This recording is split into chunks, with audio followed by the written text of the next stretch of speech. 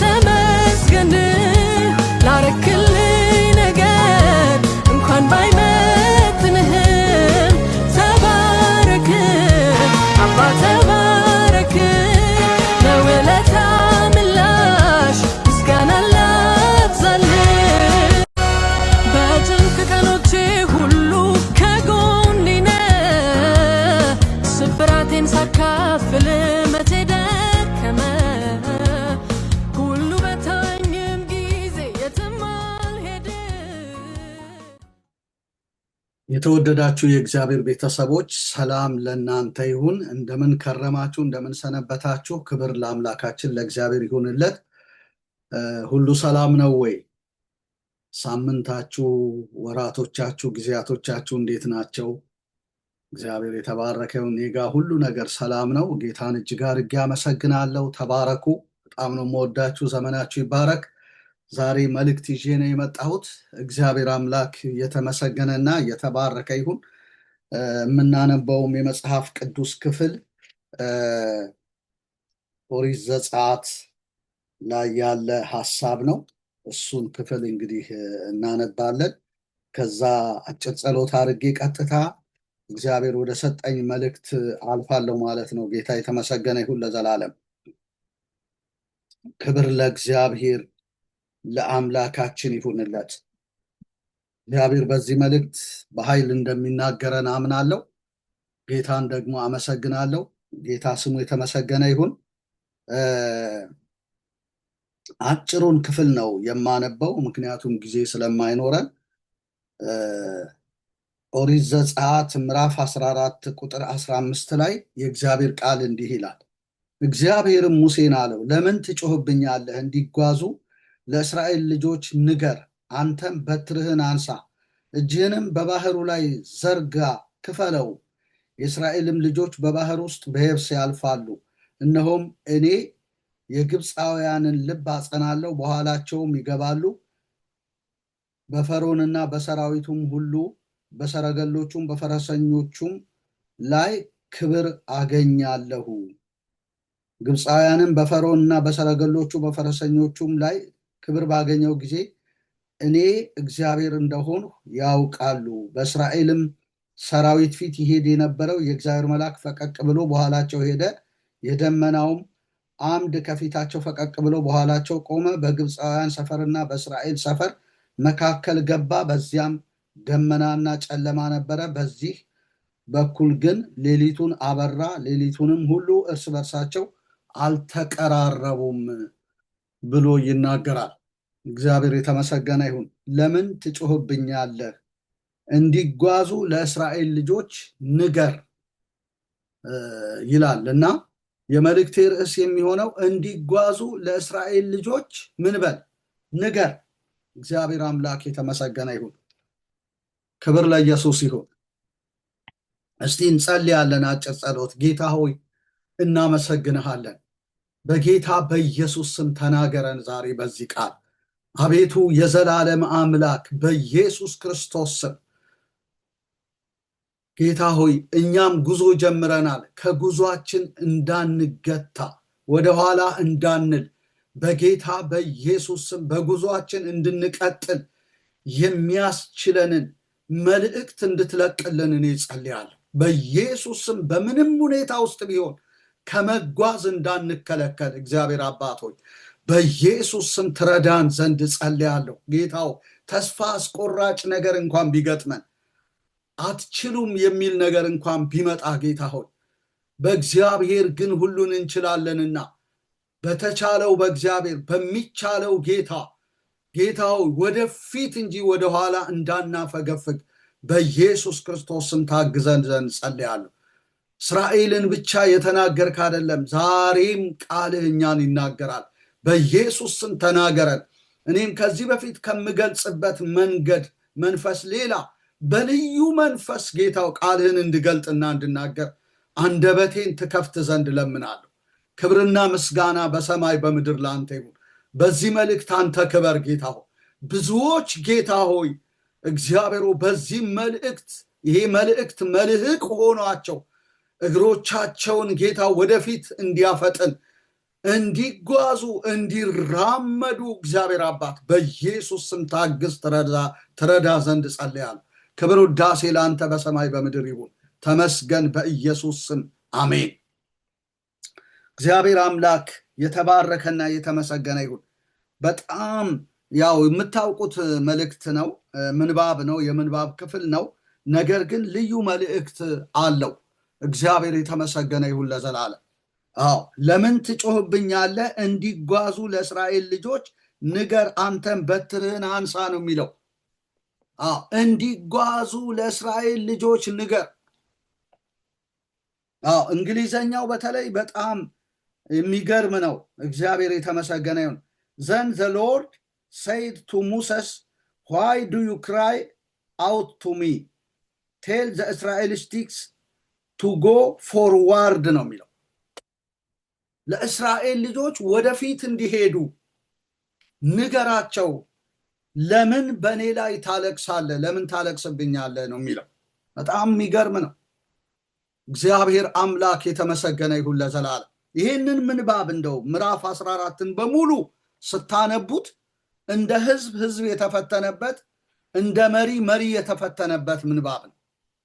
መሪ ሳይል ህዝብ ሳይል ግራ የተጋቡበትና ትልቅ ፈተና ውስጥ የወደቁበት ነው። አንዳንድ ፈተናዎች ወዳጆች ሆይ ሚዛናዊ እንድንሆን ያደርጉናል። ባላንሳችንን እንድንጠብቅ ያደርጉናል። እንደገና ደግሞ በሌላው ላይ ከመዘበትና ከመሳለቅ እንድንወጣ ነግበኔ ብለን በጸጋ የምናገለግል፣ በጸጋ የቆምን፣ በጸጋ የምንመራ መሆናችንን የምናይበት ክፍል ነው ይሄ። እስራኤል ብቻ አይደሉም እኮ በነገው ህይወት እኔና እናንተ እንደዚህ አይነት ቻሌንጅ ያለው መንገድ ልንጓዝ እንችላል፣ ሊገጥመን ይችላል ይሄ እና በዚህም ጊዜ እንዳንሳለቅ ምናልባት ተሳልቀን ከሆነ ንስሐ እንድንገባ ያደርገናል። የክርስትና መንገድ ቀላል አይደለም። አባጣ ጎርባጣ ነው። ጠላት የበዛበት መንገድ ነው ወዳጆች። ውጣ ውረድ ያለበት፣ ፈተና ያለበት ነው። ስለዚህ በዚህ አይነት ሁኔታ ውስጥ ያለፉ ሰዎች ሚዛናዊ ናቸው። ሲመክሩ ሚዛናዊ ናቸው፣ ሲያስተምሩ ሚዛናዊ ናቸው፣ ሲናገሩ ሚዛናዊ ናቸው። እንዳመጣላቸው ብያኔን አያስተላልፉም። ለምን እንዲህ አያደርጉም ነበር? ወይም ደግሞ የሰዎችን ድካም ነቅሶ በማውጣት ደካሞች ስለሆኑ እምነት ስለሌላቸው እንደዚህና እንደዚያ አንልም ወዳጆቼ። ክብር ለእግዚአብሔር ይሁን እና በዚህ ሁኔታ ውስጥ እንግዲህ እስራኤል ብቻ ሳይሆን የተፈተኑት ሙሴም ጭምር ተፈትኖ ነበረ። እስከ ማልቀስ ደረጃ ደርሶ ነበረ። እስራኤላውያንን ደግሞ ስትመለከቷቸው ፈርዖንን በቀረበ ጊዜ ነው የሚለው ቁጥር 10 ላይ የእስራኤል ልጆች ዓይናቸውን አነሱ ይላል። እነሆም ግብፃውያን በኋላቸው ገስግሰው ነበረ።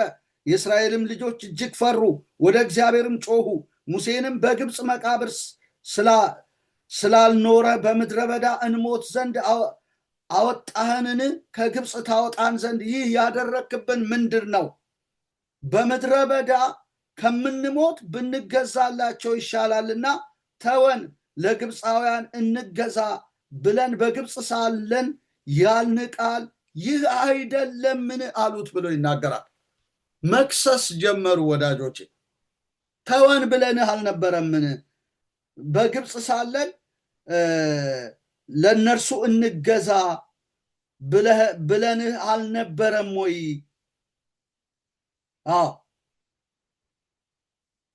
በግብፅ መቃብር ስላልኖረ በምድረ በዳ እንሞት ዘንድ አወጣህንን?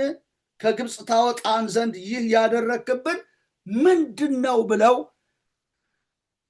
ይህንን ማጉረምረምና ይህንን ክስ በላዩ ላይ ሲሰነዝሩ ትመለከታላችሁ። ጠላት ከኋላቸው ስለመጡባቸው ግብፃውያን ቀላል አይደሉም። ለ430 ዓመት እኮ ትንፋሽ አሳጥተው የገዟቸው ናቸው። እያስለቀሱ በከባዱ ስራ እያስጨነቁ እየገረፉ እና ለቅሷቸው ተሰምቶ ከባርነት ቤት የወጡ ናቸው። ስለዚህ የማይሉበት ምን ምክንያት አለ ወዳጆቼ? የሚታያቸው ነገር እኮ ያ ባርነት ነው፣ ያ ስቃይ ነው። ገና ያኔ በእጃቸው ከእጃቸው በታች ተገዝተው በኖሩበት ዘመን እንዲህ ካሰቃዩቸው፣ አሁን ደግሞ አስቡ፣ ከዛ ምድር ወጥተው ወደ ከነዓን ሊገቡ ነው ያሉት እና ከእጃችን በምን መንገድ ወጣችሁ ብለው ስቃያቸውን ሊያበዙ ነው። ከመለሷቸው በኋላ ሊያበዙ ነው። ስለዚህ ያንን ግርፋት ያንን ስቃይ ያውቁ ስለነበረ አይጮሁ መጮህ ነው በሙሴ ላይ የጮሁት ማለት ነው። ይህ ያደረክብን ነገር ምንድን ነው? ብንገዛላቸው ይሻላልና ተወን፣ ለግብፃውያን እንገዛ ብለን በግብፅ ሳለን ያልንህ ቃል ይህ አይደለምን አሉ። ይኸው ሆነብን፣ ደረሰብን። አልሰማ ብለህን ይሄ ነገር መጣብን።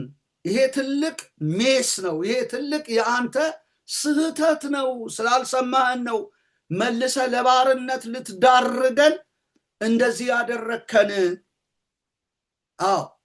እማንጨርሰውን ጉዞ አስጀመርከን።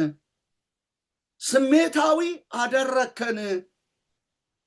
ስቃያችንን ልታበዛብን ነው። አሁን ደርሰውብናል፣ በቃ ከዚህ በኋላ አለቀልን ብለው ጮሁ። ይሄ ሁኔታ ነው ሙሴን እንግዲህ ያስለቀሰው ማለት ነው። በጣም የሚገርም። ለዚህ ይሄ ፈተና ሙሴንም የሚመለከት ነው፣ እስራኤልን ብቻ አይደለም። እንደውም በብዛት ሙሴን የሚመለከት ነው። እነሱም ደግሞ አፖይንት ያደረጉት ሙሴን ነው። ይሄ ያንተ ስህተት ነው ብለው ነው። ስለዚህ እንደ ህዝብ የተፈተነበት፣ እንደ አገልጋይ እንደ መሪ ደግሞ መሪ የተፈተነበት ሙሴ የተፈተነበት። ይሄ ፈተና በቤተ ክርስቲያንም ይመጣል። አንዳንድ ሰዎች አንዳንድ አገልጋዮች የማይመጣ መስሏቸው ወዳጆች ሆይ የሰዎችን ማልቀስ ነው የሚያዩት እንጂ እነሱ እንደሚያለቅሱ አያስቡ። ግን የምታለቅስበት ጊዜ አለ፣ ይመጣል። ሙሴ አለቀሰ። በጣም ከባድ ነው። እልባት አጥቶ እኮ ነው። ትክክል ነኝ ብለህ አውጥተህን ይሄው ሜዳ መንገድ ላይ ጠላቶቻችን ደረሱብን ነው እያሉ እየከሰሱት ያሉት፣ እያጉረመረሙ ነው ያሉት፣ እየጮሁ ነው ያሉት ወዳጆቼ። ስለዚህ ሀውካምስ ሙሴን የማያስለቅሰው ይሄ ነገር ከባድ ነው። ሰው እኮ ኔጌቲቭ ነገርን አይፈልግም። ዳዊትን አስታውሳችሁ ከሆነ እኮ ጽቅላግ ከተማ እንደተቃጠለ ዕቁባቶቹ ሁሉ እንደተማረኩ አንደኛ ሳሙኤል 30 ላይ ከተማዋ እንደተቃጠለች ባዩ ጊዜ ባለሟሎቹ ናቸው ድንጋይ ሊያነሱ ዳዊትን ሊወግሩ የተነሱ። በቃ ፌለሪቲ የሚመስል ነገር እኮ ከመጣ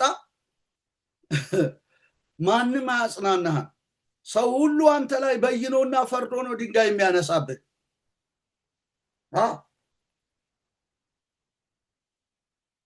አገልጋይ ግን በዚህ ሁኔታ ውስጥ ያልፋል። ክርስትና ሁል ጊዜ የሜዳ መንገድ አይደለም፣ ስሙዝ አይደለም። አንዳንዴ አቀበት አለው፣ አንዳንዴ ቁልቁለት አለው፣ አንዳንዴ ድጥ አለ፣ አንዳንዴ አውሎ ነፋስ አለ፣ ብዙ ነገሮች አሉ። ስለዚህ ማናለቅስበት ምንም ምክንያት የለም። ዳዊትም እኮ እጅግ ተጨንቄያለሁ፣ ነገር ግን ምህረቱ እጅግ ተጨንቄያለሁ አለና በእግዚአብሔር ፊት ወደቀ ብሎ ነው ያ ክፍል የሚናገረው። በጣም የሚገርም ነው። ደግሞ ይሆናል እንደዚህ አይነት ነገሮች አሉ። ሁል ጊዜ ህዝብ አያጨበጭብልንም። ሁል ጊዜ ሰው ከኛ ጋር ነው ማለት አይደለም። እንደዚህ አይነት ሁኔታዎች ሲገጥሙን መጀመሪያ ላይ ድንጋይ የሚያነሱ፣ መጀመሪያ ላይ የሚከሱ፣ አጠገባችን ይረዱናል፣ ያግዙናል ያልናቸው፣ በፈተና ቀን ከኛ ጋር ይቆማሉ ያልናቸው ሰዎች ናቸው ድንጋይ የሚያነሱብን። የመጀመሪያውን ድንጋይ መጣል እንኳን ካለባቸው በላያችን ላይ የሚጥሉት እንደነዚህ አይነት ሰዎች ናቸው። ስለዚህ ነው ዳዊት ህዝቡ ሊወግሩ ስለተናገሩ ዳዊት እጅግ ተጨነቀ። ዳዊት ግን በአምላኩ በእግዚአብሔር ልቡን አበረታ ይላል። ነገር ግን ምን ሆነ? እጅግ ተጨነቀ ብሎ ይናገራል። ይሄ የዳዊት ጭንቀት ደግሞ የሙሴም ጭንቀት ነበረ። ዳዊት በአምላኩ በእግዚአብሔር ልቡን አበረታ፣ ሙሴ ግን ምን አለ? አለቀሰ። ዲፍረንት ነው። ጌታ ከረዳ ልብህን ታበረታለህ፣ ካረዳ ደግሞ እንደ ሙሴ ስቅስቅ ብለህ ታለቅሳለህ። መሪም ያለቅሳል። የማያለቅስ ማንም የለም። ሰዎች ሲያለቅሱ ነው እኛ የምናላግጠው። ገና ስለሆነ ነው፣ ልጅ ስለሆነ ነው፣ የሆነ የቀረበት ነገር ስላለ ነው ብለን ጄጅመንታል ሆነን እንፈርዳለን እንጂ ስቅስቅ ብለህ ሲመጣ ያ ነገር ከባዱ ነገር ሲመጣ ስቅስቅ ብለህ የምታለቅሰው አንተ ትሆናለህ። ቀላል አይደለም። አልቅሰህም ጌታ ከራራለ ነው፣ ከረዳ ነው። መጨነቅ አለ፣ ማልቀስ አለ እና ይመጣል ደግሞ ይሄ ሁኔታ ይመጣል በየቤተ ክርስቲያኑ። እውነቴን ነው የምላችሁ፣ እኔ መርዶ ነጋሪ አይደለሁም። ሀፕን የሚያደርገውን ግን እነግራችኋለሁ። ይመጣል በየቤተ ክርስቲያኑ። በተለይ በዳነች ቤተ ክርስቲያን ላይ ይሄ ነገር ይመጣል። ጠላትም ስትራቴጂ የሚያደርገው እኮ እኛን እኮ። ስለዚህ ሚዛናዊ መሆን እንዴት ጥሩ ነገር መሰላችሁ ወዳጆች። በሰዎች ላይ እንደ አለመቀለድ፣ አገልጋይ ሲያለቅስ አለማላገጥ አይደለን። ሰዎች ሲፈተኑ፣ ግራ ሲጋቡ፣ እልባት ሲያጡ፣ መቋጫ ሲያጡ፣ ሲጨንቃቸው ከጎን ሆኖ አጋዥ መሆን እንጂ ማላገጥ፣ እንደ ሰንባላጥ እንደ ጦቢያ መሳቅ ጥሩ አይደለም። የምትዘራውን ያንኑ አንተ ስለምታጭደው ማለት ነው። ባላገጥ ልክበት ልክ፣ በሳቅበት ልክ አልቅሰህ የማታባራበት፣ ተጨንቀ መግቢያ የምታጣበት ሁኔታ ውስጥ በነገው ህይወት ልታልፍ ትችላል። ስለዚህ ቢኬርፉል፣ እንጠንቀቅ ወዳጆች፣ በጣም እንጠንቀቅ። ራሳችንን መርቀን ከመቀመጥ ያድነን ወዳጆች። ማንም ይሄን ጉዞ የጨረሰ የለም። ሁላችንም መንገድ ላይ ነን። ሁላችንም ጉዞውን የጨረሰ ኢየሱስ ብቻ፣ አዳኛችን ኢየሱስ። እሱ እንኳን አልቅሷል። የዘላለም መዳንን ያመጣልን እኮ ከብርቱ ጩኸትና ከእንባ ጋር ምልጃን አቅርቦ ነው። ዕብራውያን ምዕራፍ 5 ላይ ሄዳችሁ ስታዩ እግዚአብሔርን ስለመፍራቱ ተሰማለት ይላል። ለሚታዘዙለት የዘላለም መዳን ምክንያት ሆነላቸው፣ ከብርቱ ጩኸትና ከእንባ ጋር ምልጃን አቀረበ። እና ይህን በሚያደርግበት ጊዜ እኮ ያላገጡ ነበሩ። ኤልያስን ይጠራል። እስቲ ከመስቀል ውረድና ራስን አድን ብለው በግራው የተሰቀለው ወንበዴ እንኳን እኮ አላግጦበታል። አንተ እንዴት በእንዲህ አይነት ሁኔታ እያለን እግዚአብሔርን አትፈራምን ብሎ ያ በቀኝ የተሰቀለው ወንበዴ ነው አቤቱ በመንግስት በመጣ ጊዜ አስበኝ ብሎ የለመነው። ዛሬ ከኔ ጋራ በገነት ትሆናለህ። እና እንዲህ አይነት ነገር ሲመጣ እንዳናላግጥ ይሄ በጣም ትልቅ ትምህርት ነው፣ ትልቅ ሌሰን ነው ወዳጆቼ። በጸጋ ነው እኛ የምንኖረው። ጌታ ስለረዳው ነው ሙሴ ይህንን ሁኔታ ያለፈው እንጂ የሚታለፍ አይደለም። ሙሴ እኮ የጸሎት ሰው ነው፣ የጎደለበት ምንም ነገር የለም። እግዚአብሔር የመሰከረለት የተወራረደበት ሰው ነው። በባሪያዬ በሙሴ ላይ ትናገሩ ዘንድ ስለምን ደፈራችሁ ብሎ አሮንንና ማርያምን ተቆጥቶባቸው በሄደ ጊዜ እኮ ማርያም ለምጻም ሆነች ነው የሚለው። እንደውም የእስራኤልን መንገድ ያዘገየችው ማርያም ናት። ዘኍልቍ 12 ማንበብ ይቻላል። ለምጻም ሆና በእሷ ምክንያት የእስራኤል ጉዞ ዘገየ። እስከዚህ ድረስ እግዚአብሔር የቆመለት ባሪያዬ ሙሴ ግን እንዲህ አይደለም ብሎ የመሰከረለት ነው። አፍ ለአፍ አናግረዋለሁ ያለው እንደ ባልንጀራ ያነጋግረው ነበር የተባለለት ሰው ነው። የፊቱ ቁርበት የሚያንጸባርቅ ሰው ነው። የሙሴ ህይወት አለን እኛ አሁን የፊታችን ቁርበት ያብረቀርቃል። እንዲህ አይነቱ ሰው ነው እዚህ ጋር ደግሞ ያለቀሰው። ብዙ የተፈተነባቸውን ነቅሼ ባወጣ ብዙ ላሳያችሁ ይችላል። እኔ ወልጄዋለሁን ብሎ የተጨነቀበት ጊዜ ሁሉ እንደነበረ ታያላችሁ። ስለዚህ ሙሴ እንዲህ ከሆነ አንተም ማትፈተንበት ምንም ምክንያት የለም። አንዳንድ ሰዎች ሁሉን ነገር የጨረሱ በቃ ኮምፕሊትድ የሆኑ አድርገው ያስባሉ። ደህንነታችን ነው ኮምፕሊት የሆነው። መጽሐፉ ስለሚናገር ነው ይሄንን ያልኳችሁ። ለአለቅነት ለስልጣን ራስ በሆነው በእርሱ ሆናችሁ ተሞልታችኋል፣ ኮምፕሊት ሆናችኋል ይላል ቆላስይስ መጽሐፍ ላይ። ስለዚህ የምንጨምረው ወይም የምንቀንሰው ምንም ነገር የለም። ሌላው ግን ጉዟችን ብዙ ውጣ ውረድ ያለበት። ስለዚህ በጣም በቃ የሚመካ በእግዚአብሔር ይመካ። ምሕረትን፣ ፍርድን፣ ጽድቅን በምድር ላይ የማደርግ እኔ መሆኔን በማወቁና በማስተዋሉ በዚህ ይመካ ነው የሚለው። ትምክቶቻችንን እንጣል ወዳጆች። ክብር ለእግዚአብሔር ይሁን። ስለዚህ ሙሴ አለቀሰ። እስራኤላውያንም እንደዚህ ተናገሩ፣ ሙሴም ደግሞ አለቀሰ። በጣም በቃ እንትኑ ያለው ሙሴ ላይ እዳው ያለው።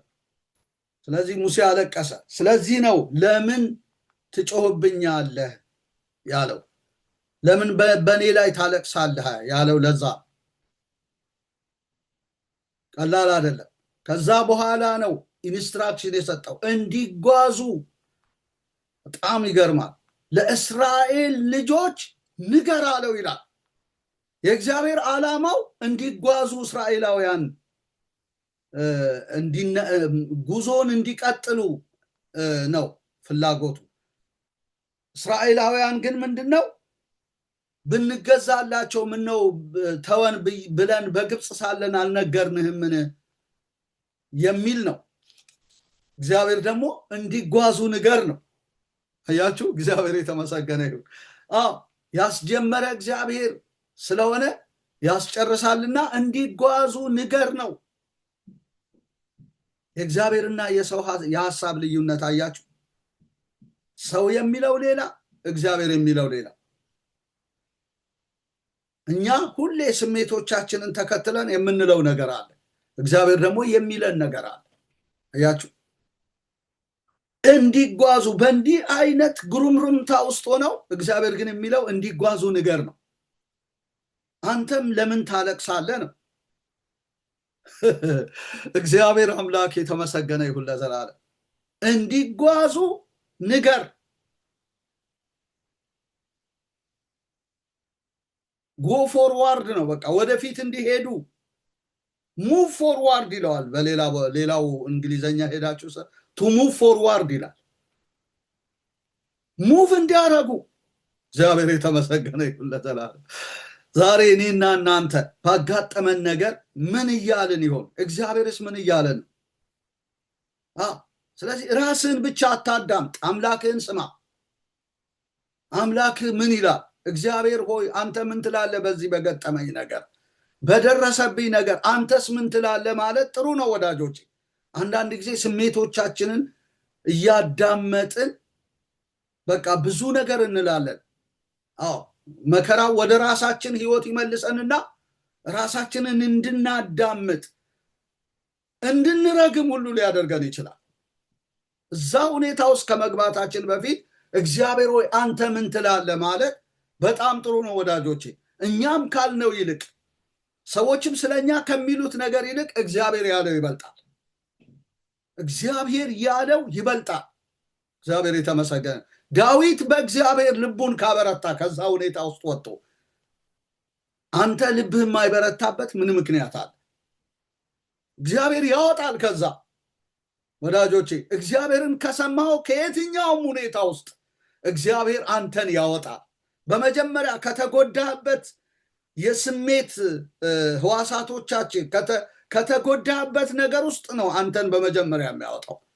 ከዛ በኋላ ወደ መሄድ ያመጣሃል፣ ወደ መጓዝ ይወስድሃል። በመጀመሪያ ግን ከተጎዳበት ነገር ነው የሚያወጣው። ዳዊትን ራሱ ከተጨነቀበት ነገር ነው ያወጣው። ከዛ በኋላ ነው ልቡን ያበረታው። ስለዚህ እግዚአብሔር ከሁኔታዎቻችን ማውጣት ይችላል ወዳጆቼ። ከየትኛውም ሁኔታ ውስጥ እግዚአብሔር እኔና እናንተን ዛሬ ያወጣናል ወዳጆቼ። አዎ ከዛ በኋላ ነው መጓዝም ይሆንልን። ሰው ዝም ብሎ ሊጓዝ አይችልም። ይከለክለዋል።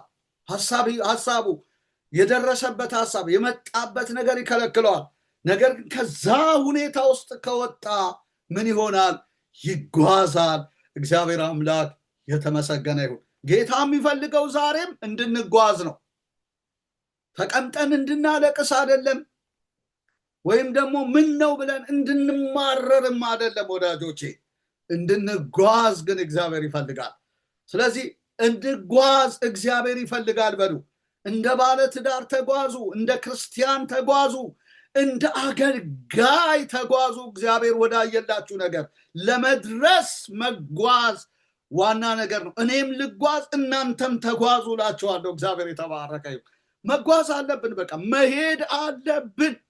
ያጆች ነን፣ ተጓዦች ነን። ዘማሪ ዶክተር ደረጀ ከበደ ጌታን አመልካለሁ፣ ጌታን አመልካለሁ፣ ከእርሱ ጋር ለመኖር ጉዞ ጀምሬያለሁ ብሎ ዘምሯል። ጌታን አመልካለሁ፣ ጌታን አመልካለሁ፣ ከእርሱ ጋር ለመኖር ጉዞ ጀምሬያለሁ፣ ጉዞ ጀምሬያለሁ። በደንብ አልችልበትም እኔ። እሱ ነው በጣም ፈልጋችሁ መስማት ትችላላችሁ። ከእርሱ ጋር ለመኖር ጉዞ ጀምሬያለሁ።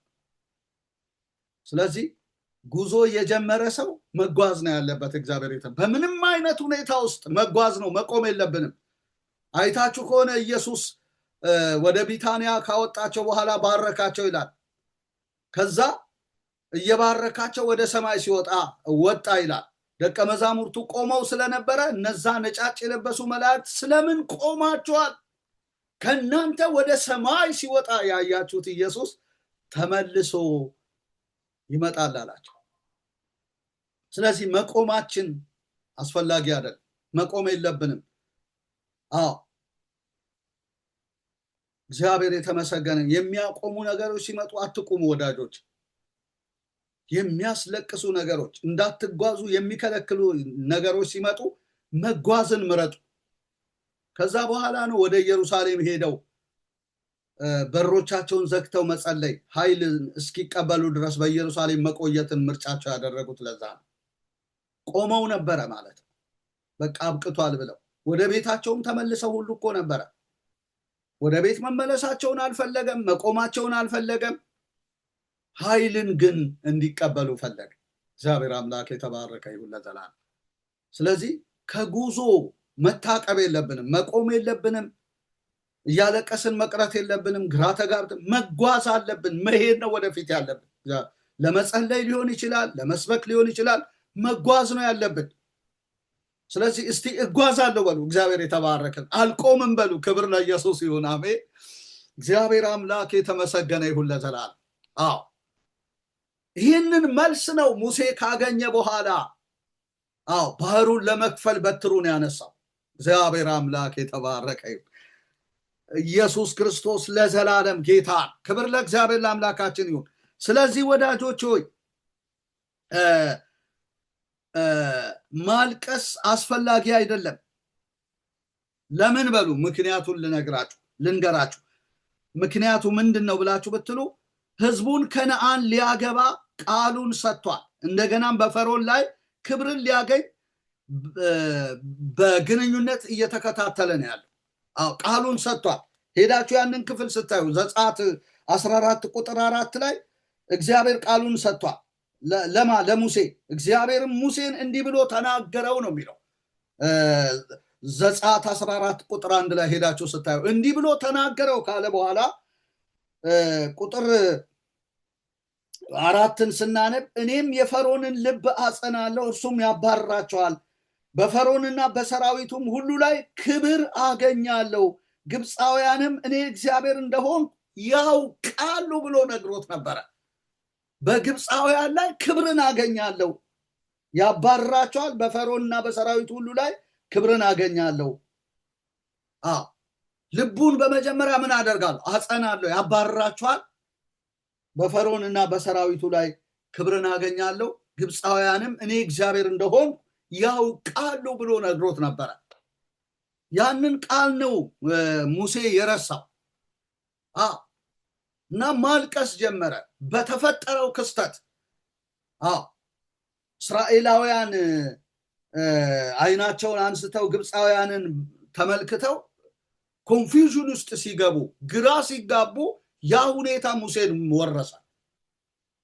እልባት እስኪያጣ ድረስ ለቅሶ ውስጥ ከተተው እንጂ እግዚአብሔር አስቀድሞ ምን አድርጎ ነበር?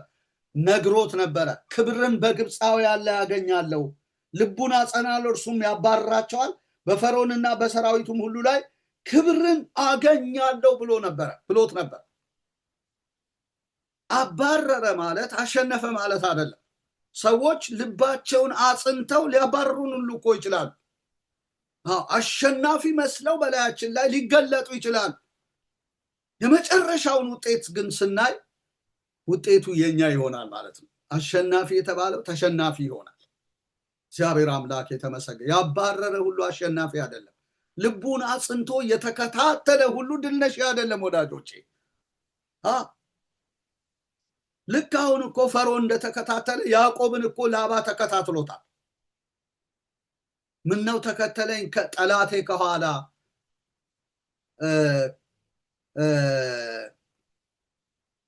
ማን ነው ዘማሪ አውታሩ የዘመረው ነገር አለ።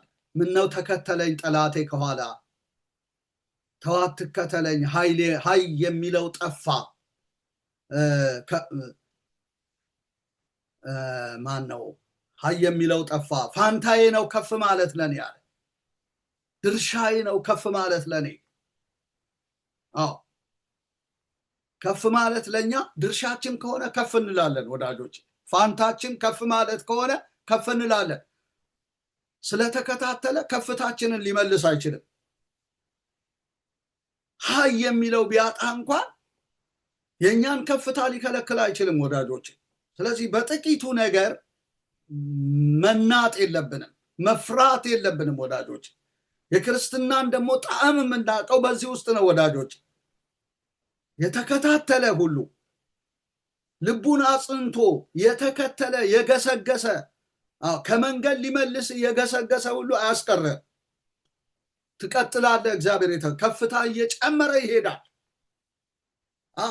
ለዚህ ነው እግዚአብሔር አስቀድሞ እንዳይሸበሩ ይሄንን የተስፋ ቃል የሰጠው። እኔም የፈርዖንን ልብ አጸናለሁ፣ እርሱም ያባርራቸዋል፣ በፈርዖንና በሰራዊቱም ሁሉ ላይ ክብርን አገኛለሁ፣ ግብፃውያንም እኔ እግዚአብሔር እንደሆን ያውቃሉ ብሎ ነግሮት ነበረ። ይህንን ቢያስተውል አያለቅስም ሙሴ። እግዚአብሔር አምላክ የተመሰገነ ይሁን ለዘላለም። ስለዚህ ማልቀስ አስፈላጊ አይደለም ወዳጆች። ከዚህ እውነት አንጻር ማልቀስ አስፈላጊ። አንዳንድ ጊዜ እግዚአብሔር የተናገረንን ነገር ማየት ነው። የሆነ ዲሲሽን ውስጥ መግባት አይገባም ወዳጆች። ቀቢጸ ተስፋ ውስጥ ገብቶ ማልቀስ አስፈላጊ አለ። አንተ ኖረስ ቢሆን ወንድማችን ባልሞተ ነበረ፣ አሁን ግን ይሸታል አለች። አይደለም መሞት፣ መሽተት ለኢየሱስ የኢየሱስን ስራ አያደናቅፍም። ከዚህ መለስ አይባልም። ኢየሱስ ሰው አይደለም። ቢሸትም እኮ ድንጋዩን አንሱት አለ ኢየሱስ። እግዚአብሔር አምላክ የተመሰገነ እና ልክ ለሙሴ እንዳለው እኮ ለእሷም ነግሯታል። ብታምኚስ የእግዚአብሔርን ክብር እንድታይ አልነገርኩሽም? ምን አላት? ባለቀሰ ጊዜ እንዴት ይወደው ነበረ። ይህ የዕውሩን አይኖች የከፈተ እንዳይሞት ሊያደርግ ባልቻለ ነበር አሉ። በቃ አሁን ጊዜው አልፎበታል፣ ምንም ሊያደርግ አይችልም። የዕውሩን አይኖች ስለከፈተ ይህንን ያደርጋል ብለን አንጠብቅም። ለዚህ ነው ያለቀሰው ብለው ተስፋ ቆረጡ አይሁድም። ኢየሱስ ግን ሄዶ ምን አለ? ሸተተ የተባለውን ድንጋዩን አንሱት አለ፣ አልዓዛርን አውጣ አለ። ስለዚህ አንዳንድ ነገሮች የጌታን ክብር የምናይባቸው ናቸው። አንዳንድ በጣም አጣብቂኞች፣ አስፈሪ የሆኑ ነገሮች፣ አስለቃሽ የሆኑ ነገሮች፣ በቃ ያስባሉን ነገሮች የጌታን ሉዓላዊ ክብር የምናይባቸው ናቸው። ጌታ አልጨረሰም። ጌታ ሳይጨርስ አትጨርሱ ወዳጆቼ። አንዳንዴ ጌታ ሳይጨርስ ጨርሰን ነው ተስፋ የምንቆርጠው። ልክ እነ ጴጥሮስ ጌታ ሳይጨርስ ጨርሰው መረባቸውን አጠቡ። በቃ ከዚህ በኋላ አሳ ማጥመድም ከጌታም ተለየን፣ አሳ ልናጠምድም ሄድን፣ ሁሉም ነገር አልሆነልንም ብለው ነው መረባቸውን ሲያጥቡ በማለዳ ኢየሱስ የመጣው።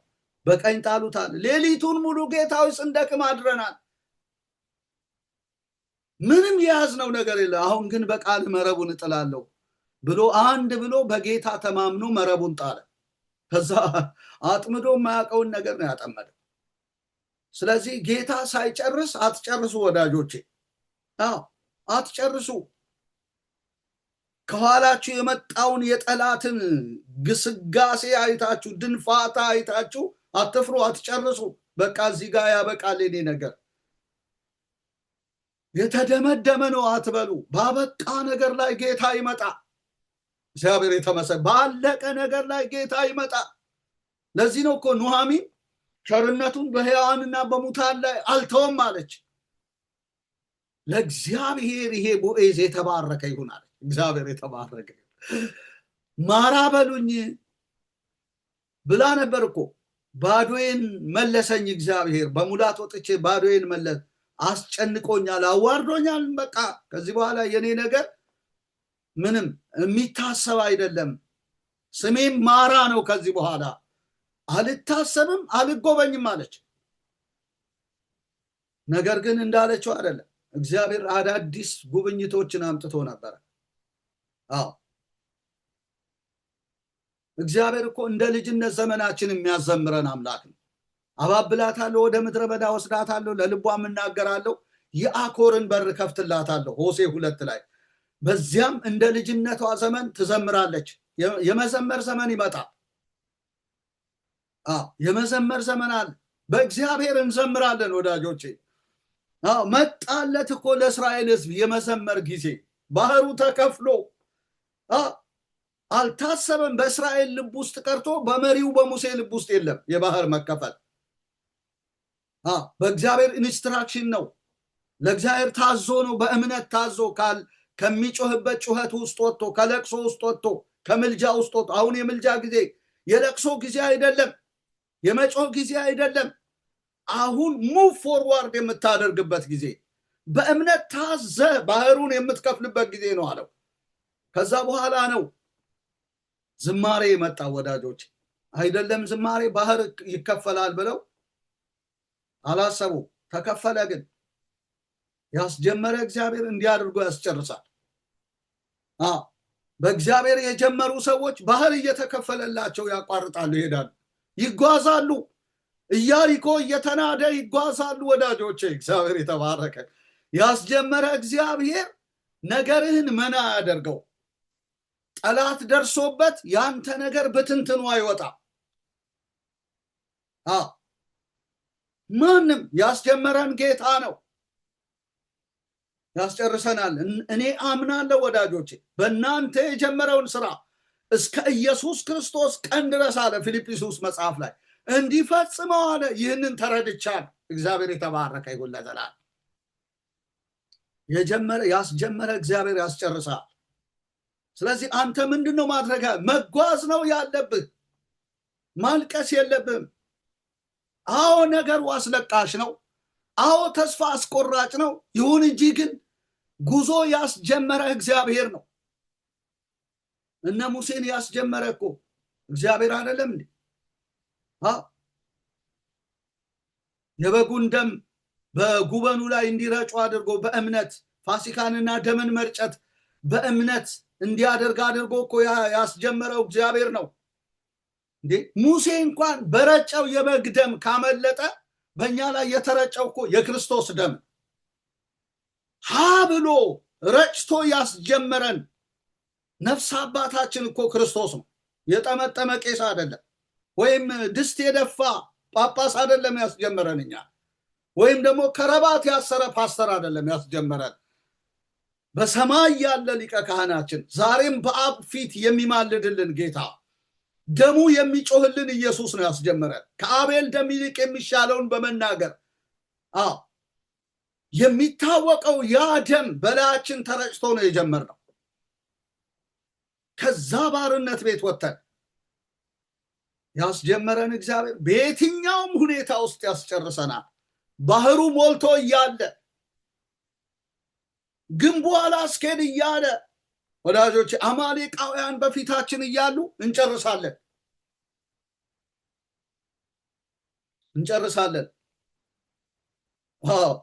እነ በጥላ ውስጥ ያሉት እስራኤል እንኳን ፋሲካንና ደምን መርጨት በእምነት አድርገው አንድም ወደኋላ ከራሳቸው ድካም በስተቀር በምድረ በዳ የቀሩት እግዚአብሔር አላስቀራቸው።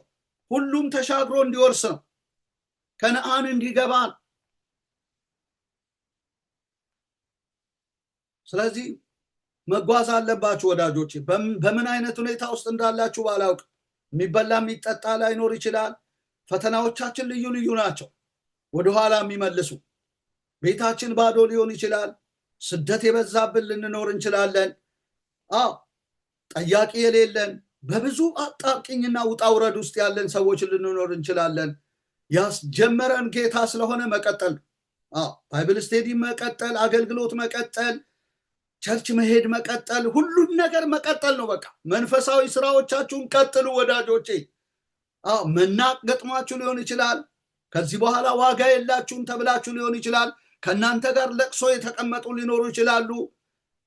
በቃ ሞትን የሚያውጁባችሁ፣ የእናንተ ነገር ያበቃ ነው የሚሏችሁ ሰዎች ሊኖሩ ቢችሉ፣ እናንተ ግን አትስሙ። ይሄንን ወደፊት ቀጥሉ። እግዚአብሔር የተመሰገነ ይሁን ለዘላለም። መቀጠል ይሁን ወዳጆቼ። ያስጀመረን ጉዞን ያስጀመረን የእግዚአብሔር ልጅ ናዝሬቱ ኢየሱስ ነው፣ ሙሴ አይደለም። አልቅሶ ወዳጆቼ መዳንን ያመጣልን ጌታ ከብርቱ ጩኸትና ከእንባ ጋር ምልጃን አቅርቦ እግዚአብሔርን ስለመፍራቱ የተሰማለት ለሚታዘዙለት መዳንን ያመጣ ጌታ ነው ያስጀመረን። ስለዚህ እሱ ጨርሷል። በመጀመሪያ እሱ ጀምሮ ብቻ ሳይሆን ጨርሶም ነው የጠራ። ስለዚህ መጓዝ ነው በቃ። ይህንን ጉዞ በደስታ አጠናቅቃለሁ ብሎ መጓዝ። እግዚአብሔር የተባረከ።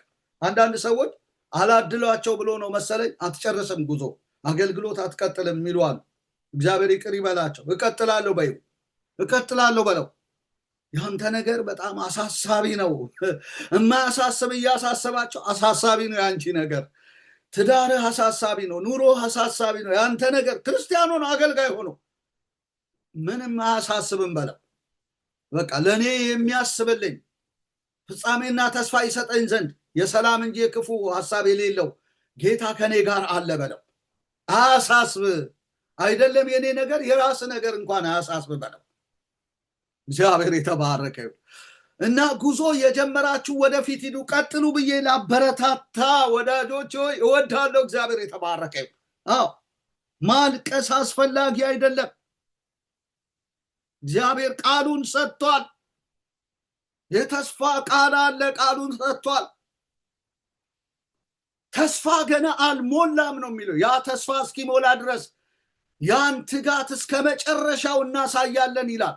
ተስፋ አልሞላም፣ እስከ መጨረሻው ትጋትን ማሳየት ነው። ዕብራውያን 6 ላይ ይሄንን ይናገራል። ትጋት እስከ መጨረሻው ማሳየት እንጂ ተስፋ ቆርጦ ማልቀስ ምን ነው ብንገዛላቸው ማለት ተገቢ አይደለም ወዳጆች። ያን ትጋት እንዳትተጉ ተስፋ የሚያስቆርጡ ቆመው የሚያቆሙ ሰዎች አሉ። አትስሙ ወዳጆች ሆይ። ክብር ለእግዚአብሔር ለአምላካችን ይሁን። እንደውም ምንድነው የሚለው ዕብራውያን 6 ቁጥር 11 ላይ በእምነትና በትዕግስት የተስፋውን ቃል የሚወርሱትን እንድትመስሉ እንጂ ዳተኞች እንዳትሆኑ ተስፋ እስኪሞላ ድረስ እያንዳንዳችሁ ያን ትጋት እስከ መጨረሻ እንድታሳዩ እንመኛለን አለ። ስለዚህ እስከ መጨረሻው ማሳየት ነው። የሚያስተምር በማስተማሩ ይትጋ፣ የሚመክር በመምከሩ ይትጋ፣ የሚሰጥ በልግስና ይስጥ ይላል ሮሜ 12 ላይ። እስከ መጨረሻው ትጋት ማሳየት ነው። ሪግሬት አለማድረግ፣ አለማፈግፈግ፣ ወደኋላ በሚመለከት ነፍሴ በእርሱ ደስ አይላት፣ ጻድቅ በእምነቱ በሕይወት ይኖራል። ወደኋላ ቢያፈገፍግ ግን ነፍሴ በእርሱ ደስ አይላት። አታፈግፍጉ ወዳጆቼ፣ ትጋት እስከ መጨረሻው። ምንም ነገር የለም ግን አንተ ትጋ እስከ መጨረሻው። ተስፋህን የሚሞላው ሰው አይደለም፣ የሆነ የተቀባ ሰው ወይ ደግሞ የሆነ ምናምን አይደለም። ያንተን ተስፋ የሚሞላው ተስፋህን የጀመረው ክርስቶስ ነው። እስከ መጨረሻው። ክብር ለእግዚአብሔር ይሁን። አሜን። ሰውነንና አንዳንድ ጊዜ ሪግሬት እናደርጋለን። ሰውነንና አንዳንድ ጊዜ ሆድ ይብሰናል፣ እናለቅሳለን። ግን መሆን የለበትም። ዳዊት በአምላኩ በእግዚአብሔር ልቡን እንዳበረታ ከተጨነቀበት ወጥቶ ከስትረስ ውጣና ልብህን አበርታ። ዳዊት ለዚህ ነው ልቤ ጽኑ ነው፣ እቀኛለሁ፣ በክብሬም እዘምራለሁ አለ። በገና ሆይ ተነስ፣ እኔም ማልጄ እነሳለሁ አለ። እግዚአብሔር የተባረከ። ልባችሁ አይታወክ፣ በአባቴ እመኑ፣ በእኔም እመኑ፣ በአባቴ ብዙ ማረፊያ አለ አለ። ማረፊያ አለ። ይሄ የሥራ ቦታ ነው። ነፍሳትን የምንናጠቅበት፣ ሰዎችን ደቀ መዝሙር የምናደርግበት፣ የእግዚአብሔርን መንግስት የምንሰብክበት ነው። ነገር ግን ማረፊያ አለ። ሳንታወክ በዚህ ምድር የጌታን ስራ በጽናት በልብ ጽናት እንስራ ወዳጆች። እግዚአብሔር በልበ ሙሉነት እግዚአብሔር የተመሰገነ ይሁን ለዘላለም። ክብር ለእግዚአብሔር ይሁን።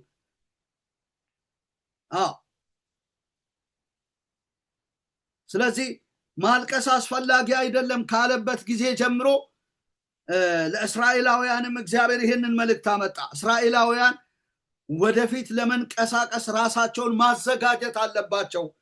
ማለት ምንድን ነው? እንዲጓዙ ለእስራኤል ልጆች ንገር ማለቱ ምን ማለቱ ነው? እስራኤላውያን ወደፊት እንዲሄዱ አዘጋጃቸው እያለው። አዘጋጅ። ያንኛው አይጠቅምም። ገስግሰው ሲመጡ ያዩትንና ከዛ በኋላ እያሉት ያሉት ነገር ረብ የለውም። ሪግሬሽን ያለበት፣ በቃ ድቀት ውድቀት ያለበት ነው። ያንን ነገር አንኮታክቶ ህይወታቸው ጥለው ወደፊት ለመንቀሳቀስ ራሳቸውን ያዘጋጁ። ሁል ጊዜ ወዳጆች ወደፊት ለመሄድ ራሳችሁን አዘጋጁ። ያኔ ታይም ሉዘር አትሆኑ። አባካኝ ጊዜያችሁ አይባክንም። አንዳንዴ ጊዜያችንን በከንቱ እናባክናል፣ ባልሆኑ መጨናነቆች፣ በፍርሃት፣ በጸጸት። እግዚአብሔር በመጥራቱ በስጦታው ሳይጸጸት አንተ ለምን ትጸጸታለህ? አትጸጸት። አንዳንድ ጊዜ እኮ ስትራግል በሆኑ ላይፎችን ታልፋላችሁ። ጠላት ከኋላ እየገሰገሰ ከፊት ባህር እያለ ስትረስ አትሁን። ያስጀመረ ጌታ ነው። አትጸጸት፣ ሪግሬት አታድርግ። ያስጀመረ ጌታ ነው። ክብሩን ልታይ ነው። ስለዚህ ወደፊት ለመንቀሳቀስ ራሳቸውን እንዲያዘጋጁ ንገራቸው አለው። መጸጸቱ ጥቅም የለውም። ምነው ብንገዛላቸው ተወን ማለት ጥቅም የለውም። ወደፊት ለመሄድ ራሳቸውን ያዘጋጁ። አሜን፣ ሃሌሉያ። እግዚአብሔር አምላክ የተመሰገነ። ሁሌ ጠላት ተከትሎ ከኋላ ከሆነ፣ ከፊት ባህር ካለ፣ በጣም አጣብቂ ነገር ካለ ወደፊት ለመሄድ አንተ ራስን አዘጋጅ። እግዚአብሔር ያስኬደኛል ብለህ፣ እግዚአብሔር ያራምደኛል ብለህ። እግዚአብሔር የተባረከ ይሁን። ቀጣዩን ጉዞ ከጌታ ጋር እጓዛለሁ። ጉዞ ጀምሬያለሁ፣ አልቆምም በል። ከእርሱ ጋር ለመሄድ ጉዞ ጀምሬያለሁ። እንዴ ሩት እንኳን እኮ የጀመርኩትን ጉዞ አላቆምም አለች እኮ። አምላክሽ አምላክ በምትሄጅበት እሄዳለሁ፣ በምትሞችበት እሞታለሁ፣ እንድለይሽ አትፍቀጂ። ስማ አልተለየችም አልቅሳ። ኦርፋናት አልቅሳ ስማ የተለየችው። ያለቀሰችው ስለ ኑኃሚን ይመስላል፣ ስለ ራሷ ቀጣዩን ጉዞ ላለመሄድ ነው ያለቀሰችው። ሩት ጋር ግን ለቅሶ የሚባል ነገር የለም። እኔን ልትመልሺ እንትን አትበይ፣ ብሞትም እሞታለሁ አለች። ተመልከቱ፣ የተስፋ ቃል የላት ምን የላት ምን የላት፣ እምነት ብቻ ግን አላት። ስለዚህ እኛ እኮ የተስፋ ቃል አለን፣ እምነት አለን። እግዚአብሔር ካላለ አትጠፋ። ክላሽ እየተሽካካ፣ ጅራፉ እየጮኸ፣ አዋጅ ነጋሪት እየተጎሰመ፣ እገሌ ሊሞት ነው እየተባልክ የሞትን ሸለቆ አልፈት ሄዳል። እግዚአብሔር ካላለ ሞት በህይወት ይለወጣል። መርዶክዮስ ሊሞት ነው ተብሎ እኮ አዋጅ ወጥቷል አይደለም? ህዝቡ ሁሉ ሊጠፋ፣ ነገር ግን ሞቱ ተገለበጠ። እግዚአብሔር ካላለ የምትሆነው ነገር የለ። አንተ ግን መጓዝ ነው ያለብን። እግዚአብሔር አምላክ የተመሰገነ ይሁን። ስለዚህ ወደፊት ለመንቀሳቀስ ራሳቸውን እንዲያዘጋጁ ንገራቸው። ሪግሬሽኑ አይጠቅምም። መጸጸቱ እንዲህ ነው ማለቱ ወደፊት እንዲሄዱ ሙቭ ፎርዋርድ እንዲያደርጉ እግዚአብሔር የተባረከ። በእምነት ወደፊት መሄድ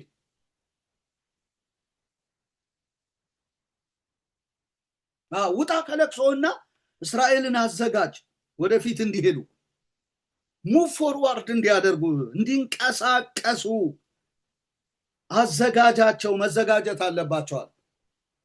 ስለዚህ እናዘጋጅ፣ ህዝቡ እግዚአብሔር አገልጋዮች እናዘጋጅ። ሪግሬሽን ውስጥ አንክተት።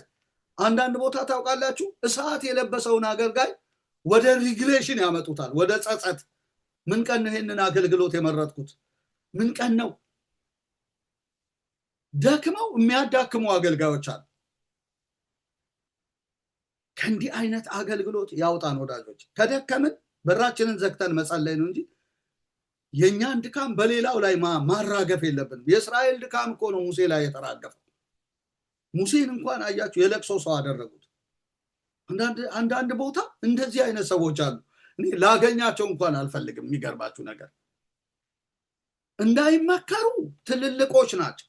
በጣም ነው የሚያሳዝነው። እንዲህ ነን፣ የህዝብ መሪ ነን፣ ግን ሪግሬት እንድታረግ የኋሊት እንድትሄድ የሚያደርግ መልእክት ያላቸው ሰዎች አሉ። አዝናለሁ በጣም። እና ውጣ አለው። በመጀመሪያ ከልቅሶ ውጣና ህዝቡን ይልቁኑ አዘጋጅ አለው። እስራኤላውያን ወደፊት ለመንቀሳቀስ ራሳቸውን ማዘጋጀት ስላለባቸው አዘጋጃቸው። ምንድነው ሙሴ ብለው እንኳን ቢሉ አዘጋጃቸው። በቃ ወደፊት ልትሄዱ ተዘጋጁ፣ እግዚአብሔርን ተአምራት እንድታዩ ቁሙ እንዳለው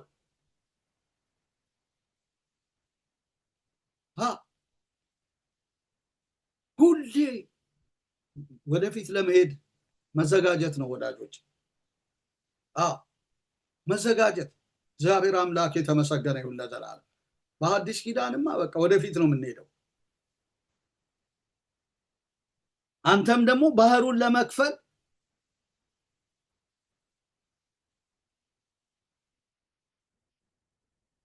በባህሩ ላይ በትርህን መዘርጋት አለብህ አለው። እስራኤላውያንም ደረቁን መሬት መንገድ ማድረግ አለባቸው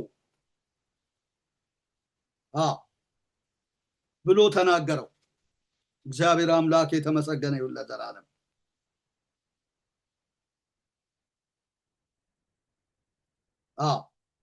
ባህሩን ለመክፈል በትሩን በባህሩ ላይ ዘርጋ፣ እንደገና እስራኤላውያን እንዲንቀሳቀሱ አዘጋጃቸው። እንደገና ደግሞ ደረቁን መሬት መንገድ ማድረግ አለባቸው አለው እግዚአብሔር። ስለዚህ ከዛ አይነት ሁኔታ ውስጥ ወጥተው ስለተዘጋጁ እኮ ነው በደረቅ ምድር የተሻገሩት። ያንን ክፍል ስታነቡ በሙሉ እስራኤላውያን በደረቅ ምድር ተሻገሩ ይላል።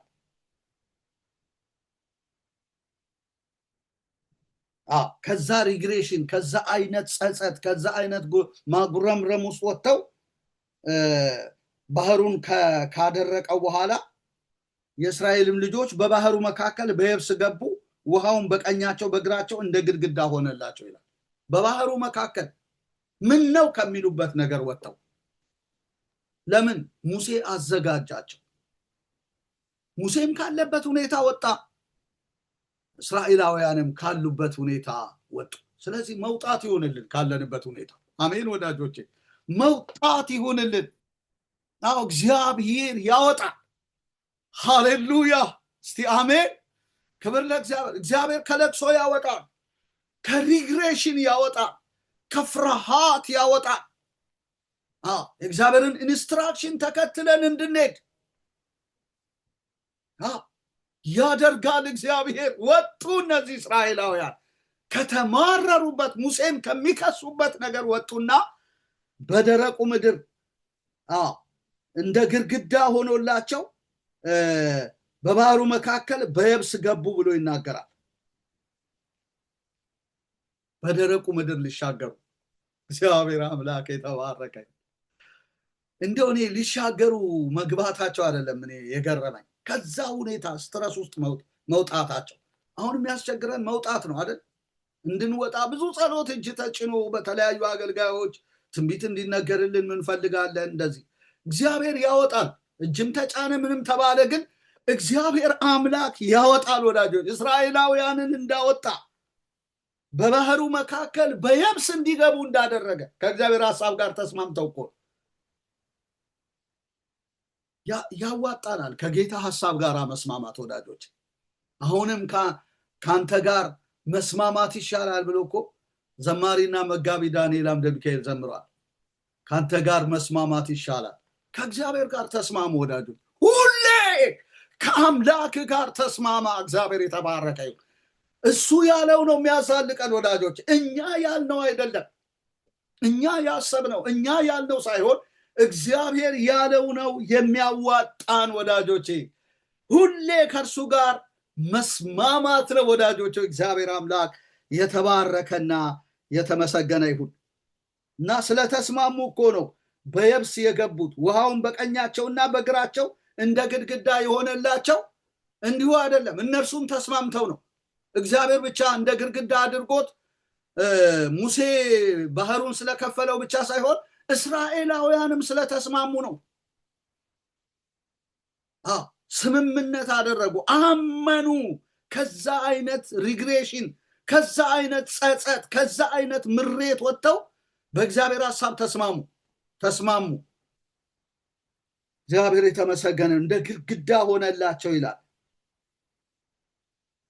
ከዛ በኋላ ነው በቃ የእስራኤላውያንን መንኮራኩር ያሰረው።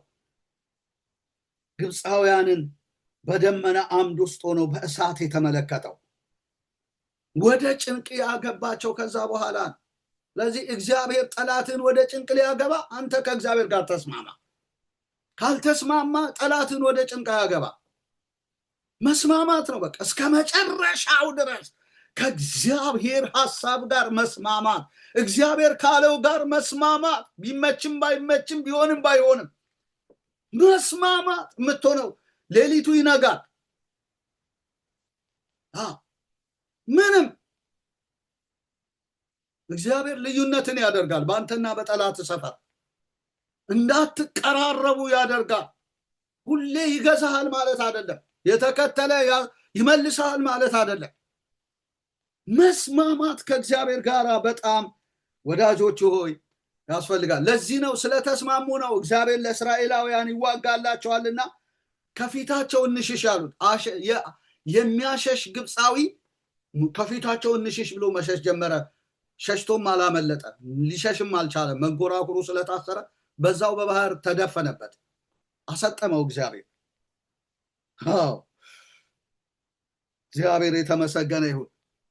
እንደገናም ደግሞ በደረቅ ምድር መሻገር ብቻ ሳይሆን ከዛ መልስ ግብፃውያንም ተከታትለው መግባትና እግዚአብሔርም ክብሩን በእነርሱ ላይ ማግኘት ነበረበት እና አገኘ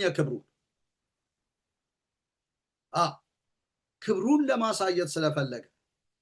ለዚህ ነው ብታምኚስ የእግዚአብሔርን ክብር እንድታይ ያልነገርኩሽም ምን ያላት እኮ ከእርሱ ጋር እንድትስማማ ነው። ይሸታል ከሚለው ነገር እንድትወጣ። ምንጣፍ አንጥፋ ሰው የሚለውን ከምትል ጎረቤቷ እያላትና እያስለቀሳት ደረቷን እያስደቃት ካለ ነገር ውስጥ ወጣ የእግዚአብሔርን ክብር እንድታይ ነው የነገራት። ከዛ ስትስማማ አልዓዛርን አውጣ አለው። ድንጋዩን አንሱት አለ። የተስማሙ ድንጋዩን አነሱት። ከዛ በኋላ ሲጠራው አልዓዛር ወጣ። ክብር ለእግዚአብሔር ይሁን። አንዳንዴ ከሞት ያወጣል፣ አንዳንዴ ደግሞ ባህር ይከፍላል የኛ ጌታ። ሁሌ ከእርሱ ጋር መስማማት። ሰውኛ እሴት እያያዝን ሰውኛ አመለካከት እያያዝን ምን ነው ምናምን አትበሉ ወዳጆቼ። ከአእምሮ በላይ ነው። እግዚአብሔር ትልልቅ ነገሮችን ያደርጋል። ይሄን ነገር ያስጀመረን ጌታ ነው። መንገዳችንን ለውጦ ወዳጆች ሆይ በበግ ደም ያስጀመረን ኢየሱስ ነው። ስለዚህ ከዚህ ህይወት ሊመልሰን የሚፈልግ ማንም ሰው ካለ እየተጣላ ያለው ከእግዚአብሔር ጋር። እግዚአብሔር ክብርን ያገኛል በዛ ሰው ላይ። በኔ አገልግሎት ላይ በኔ ህይወት ላይ ጣልቃ ገብቶ እግዚአብሔር በዘመኔ ባስጀመረኝ ነገር ላይ ጣልቃ ገብቶ ሊመልሰኝ በሚፈልገው ጉዳይ ላይ ጌታ ክብሩን ያሳያል፣ ክብሩን ይገልጣል። እኔ ግን እቀጥላለሁ። አንቺም እንደዚሁ ትቀጥያለሽ። ክብሩን ይገልጣል ጌታ። ሁሌ ከአምላክሽ ጋር ተስማሚ። እግዚአብሔር አምላክ የተመሰገነ። ውጤት ታያለሽ። ክብሩን አገኘ እግዚአብሔር ክብሩን ያገኛል፣ ክብሩን ይገልጣል። የክብሩ መገለጫዎች ነን። ለክብሩ ምስጋና እንሆን ዘንድ የተፈጠርን ነን። የክብሩ መገለጫ ነን። አንዳንድ ነገሮች ክብሩን ሊገልጥ ፈልጎ ነው በማይመች ሁኔታ ውስጥ የሚያሳልፈን ወዳጆቼ። አዎ በውጤቱም ታውቃላችሁ፣ ግብፃውያን እስራኤላውያንን ተከታትለው ገብተው ነበር። የእግዚአብሔርን እውነተኛነትና እርግጠኛነት አወቁ፣ የእግዚአብሔርን መኖር። ግብፃውያንም እኔ እግዚአብሔር እንደሆንኩ ያውቃሉ አለ። አሳወቃቸው እግዚአብሔር መሆኑን። እግዚአብሔር ያሳውቃል። እግዚአብሔር ማን ነው ያለውን ሁሉ ያሳውቃል። እግዚአብሔርን አላቅም እስራኤልንም አልለቅም ብሎ ነበር እኮ ፈርዖን። አሳወቀው እንደሚዋጋ፣ ከነሱ ጀርባ የሚሰራ እግዚአብሔር እንዳለ አሳየው። ከኔም ጀርባ እግዚአብሔር ይሰራ ያሳውቃል። ሌላው እስቲ ይሄ ብቸኛ የት ሊደርስ የሚለኝ ሁሉ ያውቃል የእግዚአብሔርን እጅ ያሳውቃል። እግዚአብሔር እንዲህ አድርጎ ያሳውቃል።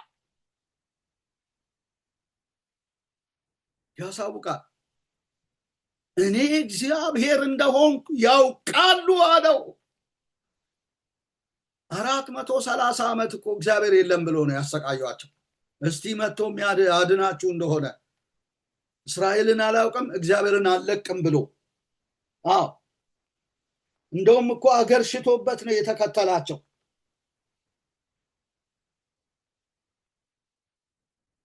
ህዝቡ እንዳይገዛልን ይው ህዝቡ እንደኮበለሉ ለግብፅ ንጉስ ነገሩት። የፈርዖንም የባሪያዎች ልብ በህዝቡ ላይ ተለወጠና እንዳይገዛልን እስራኤልን የለቀቅነው ምን አድርገናል አሉ ነው የሚለው።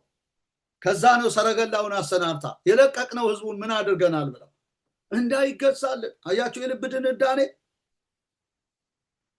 መግዛት የለመዱ ሰዎች እንዲህ ናቸው። ምን ሆነን ነው ገሌን የለቀቅነው እንዳይገዛልን ብሎ አሁንም ከዛ ካለበት ነገር ተነስቶ ኃይሉን አጠናክሮ ልቡን አጽንቶ ሊመጣ ይችላል። በመጣበት ልክ እግዚአብሔር መልሶ ክብሩን ያሳየዋል፣ ያሳውቀዋል። አንዳንዴ አምላክ እንደሌለ የምትሆንበት ጊዜ አለ። ማንም ጠያቂ እንደሌለ እንደፈለግኩ አንገላታዋለሁ፣ ያሻኝን በላዩ ላይ አደርጋለሁ የሚሉ እኮ አሉ። እግዚአብሔር ደግሞ እግዚአብሔርነቱን ያሳውቃቸዋል።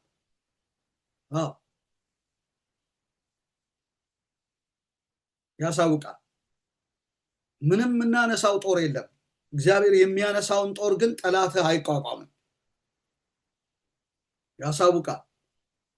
አምላክ አለን፣ አምላክ አለሽ የኔ እህት፣ ጌታ አለሽ። የምትጠሪው ጌታ እኮ ትልቅ ነው።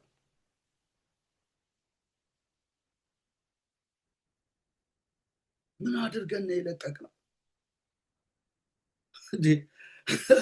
አይገርማችሁ? ተከታትለው መጥተው መንኮራኩራቸው ታስረው ተሰቃይተው ነው የሞቱት። እኔ ሞታቸው አይደለም የሚገርመኝ፣ መንኮራኩራቸው መታሰሩ። ልሽሽ ብለው ሞክረው መሸሽ እንዳቃታቸው። ይሄ እኮ ከሞት በላይ። የኛ አምላክ እንዲህ ያደርጋል። እግዚአብሔርነቱን ያሳውቃል። ለዚህ ነው እግዚአብሔር የማይዘበትበት። አይዘበትበትም። የኛ አምላክ ወዴት ነው አይባልም። አምላክሽ የት ነው ያለች እንደ መንገድ ጭቃ ትረገጣለች ይላል። ብዙዎችን እንደ መንገድ ጭቃ ነው የረገጣቸው፣ እንደነ ሰናክሬም ያሉትን። እግዚአብሔር ከእጃችሁ እስቲ ያድናችሁ እንደሆነ ብሎ ሕዝቅያስ ላይ እኮ አላግጦ ነበር። ሰናክሬም የገዛ ልጆቹ አሽከሮቹ ደብድበው የገደሉት 185,000 ሰራዊት ነው የደቀቀው በአንዴ። አንድ መልአክ ወጥቶ እግዚአብሔርነቱን ያሳውቃል። በልክ እንሆን። አሁን እንደውም የጠገቡት ክርስቲያኖች ናቸው። ጥግብ ብለው አንድ አገልጋይ ሲሰብክ ምን አለ? እኔ ጥግብ ብያለሁ አለ። አሁን ግን ተንፍሶ ነው ያለው። ጥግብ ብያለሁ ብሎ ወንጌል እሰብካለሁ የኢየሱስ ተያለ እየረገጠ እንደ ዓለም እንደዚህ አሜሪካ መጥተው ጥግብ ብለው በቃ እንደዚህ እንትን ያሉ የደነሱ አሁን እኮ ስክን ብለው ቁጭ ብለዋል። እንደዚህ በእንትን አይደለም። ወንጌል ስትሰብክ ሀምብል ሆነ ትሁት ሆነ ነው። አገልጋይ ትሁት እግርህን እንደዚህ ምናምን እንደ እግር ኳስ ተጫዋች ወደዛና ወደዚህ ደንሰ አደናንሰህ አይደለም። እና ጥግብ የሚል ደግሞ አለ እንደዚህ ብሎ አይምሰል። እግዚአብሔርነቱ ያሳውቃል። እግዚአብሔር በእግዚአብሔር ላይ ቀርቶ በእግዚአብሔር ሰዎች ላይ በአማኝ ላይ አላግባብ ነገር መናገር አግባብ አይደለም። ማን ከኋላው እንዳለ አታውቅም። ክብሬን አገኛለሁ አለ እግዚአብሔር። ክብሩን ያገኛል። ነገርማችሁ በጣም እኮ ቢተነተን የግብፃውያን ሞት ውርደት እንዴት ከባድ መሰላችሁ። መሞታቸውን አትዩ። ወደ ሞት መንገድ የሄዱባቸው የስቃይ መንገዶች ባህር ውስጥ በእግዚአብሔር መታየታቸው በእሳት አምድ ውስጥ ሆኖ እግዚአብሔር እንዴት አድርጎ እንደተመለከታቸው እንዴት አድርጎ እንዳያቸው የመጨረሻ እይታ እኮ ነው። ያ እይታ እንዴት መንኮራኮራቸውን እንዳሰረ፣ እንዴት እንደተዋጋ፣ እንዴት በጨለማው እንዳስቀመጣቸው። ጨለማ ያቁም እኮ እነሱ ፓውዛ ነው በከተማቸው። እንዴ ራምሴ እኮ ያማረች ናት። ጨለማ ውስጥ አስቀምጡ። አየህ፣ በአንተም እንዲህ ያደርጋል እግዚአብሔር። ከጠገብክ በሆኑ ሰዎች ላይ ስቃይ አበላለሁ እንደዚህ አሰራለሁ ምናምን ካል አንተ ስቃይ ትበላለህ።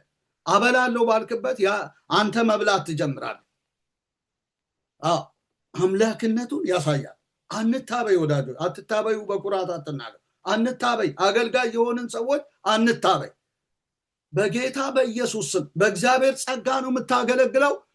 እግዚአብሔር ለትሑታን ጸጋን ይሰጣል፣ ትዕቢተኞችን ግን ያዋርዳል ይላል እግዚአብሔር። እኔ አይደለሁም ያልኩት፣ የእግዚአብሔር ቃል። ከትዕቢት እንውረድ ወዳጆቼ። ሁሉ በእጄ ሁሉ በደጄ የሆንን ሰዎች አለን።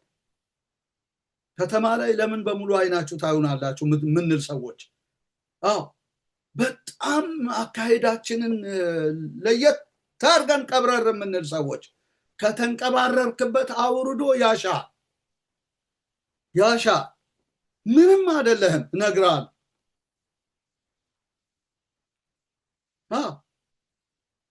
የተወሰኑ ጊዜያቶች ሰዎች ስለፈሩ በቃ እድሜ ዘመናችን እንደተፈራ በቃ እንደዚህ ኖ ያከበረህን ጌታ ብታከብረው ነው የሚሻል። ያከበሩኝን አከብራለሁ፣ የናቁኝ ግን ይናቃሉ። ይሄ አይሆንልኝም ነው ያለው እግዚአብሔር። ከናቀ መጨረሻ አያምር። ስለዚህ ውጤቱ በጣም የሚገርም ነው። በውጤቱም ግብፃውያን እስራኤላውያንን ተከታትለው ገቡ። ላያዛልቃቸው ተከታትለው ገብተው አይሆኑ ነገር አደረጋቸው እግዚአብሔር። እውነተኛነቱን እርግጠኛነቱን አሳወቃቸው። የለም የተባለ እግዚአብሔር መኖሩን አሳያቸው። እነሱን ባህር ውስጥ አስጥሞ የለህም ስትባል አለህ እላለሁ፣ ለስምህ ክብር እዘምራለሁ፣ አንተ ታላቅ ነህ ለዘላለም ብሎ መጋቢና ዘማሪ ታምራት እኮ ዘምሯል። እንዳንተ ያለ ድንቅ አምላክ የለም። ትልቅ እድል ነው በአንተ መጠራት፣ ስራህን ማውራት። የለም ስትባል አለህ እላለሁ፣ ለስምህ ክብር እዘምራለሁ አለ እግዚአብሔር። አለ እግዚአብሔር በተቀደሰ መቅደሱ ነውና ስጋ ለባሽ ሁሉ በፊቱ ዝም ይበል ይላል። እርግጠኛነቱን አወቁ እግዚአብሔር መኖሩ። ልሽሽ ብለው እንኳን መሸሽ ሳይችሉ አይሞቱ ሞት ነው የሞቱት፣ ኃይለኛ የቅጣት ሞት። ከዛ በኋላ ነው ያ ሁሉ ህዝብ ምነው ብንገዛላቸው ተወን ያለ ህዝብ በክብር ከፍ ከፍ ብሏልና ለእግዚአብሔር እዘምራለሁ ብሎ የዘመረው። እንዲህ ያዘምራል እግዚአብሔር።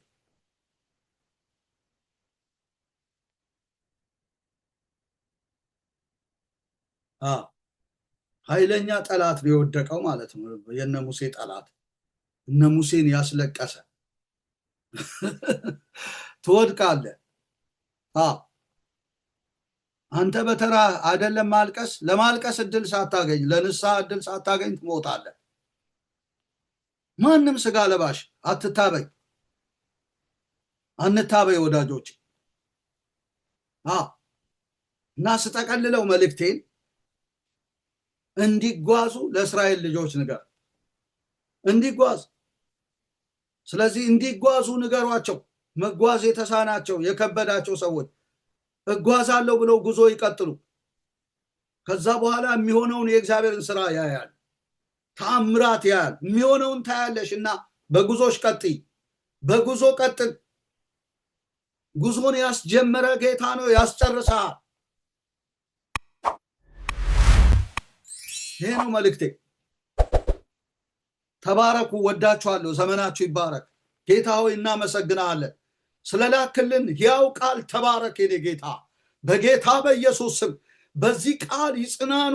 እግዚአብሔር አባቶይ በኢየሱስ ስም ጉዞ ያቆሙ ጌታ፣ ቆመው የቀሩ በኢየሱስ ስም መጓዝ ይጀምሩ ብዬ ጸልያለሁ። በአገልግሎት ይጓዙ፣ በህይወት ደረጃ እስኪል ይጓዙ። ጌታ ሆይ በኢየሱስ ስም ጌታ አባትና አምላክ መንታ መንገድ ላይ የቀሩ ተስፋ ቆርጠው የኔ ነገር አበቃ ያሉ በኢየሱስ ስምና ስልጣን ካበቁበት አበቃ ካሉበት ነገር አንድ ብለው በኢየሱስ ስም ይጀምሩ ብዬ ጸልያለሁ። በኢየሱስ ስም የተስፋቸው ኃይል የታደሰ ይሆን። በጌታ በኢየሱስ ስም ኃይል አግኝተው እንደገና ጉዞ እንዲጀምሩ በክርስቶስ ኢየሱስ ስም ጸለይኩላቸው። እግዚአብሔር የዘላለም አምላክ ይሄ መልእክት ጠብ ሳይል ጌታው ብዙዎችን የሚያጸና የሚያበረታ እንዲሆን ጸለይኩኝ። ክብር ውዳሴ ለአንተ በሰማይ በምድር ይሁን። ስለ ሁሉ ተባረክ።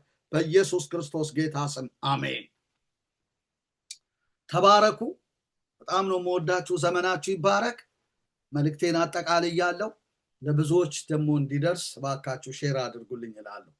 ዘመናችሁ ይባረክ። አሜን።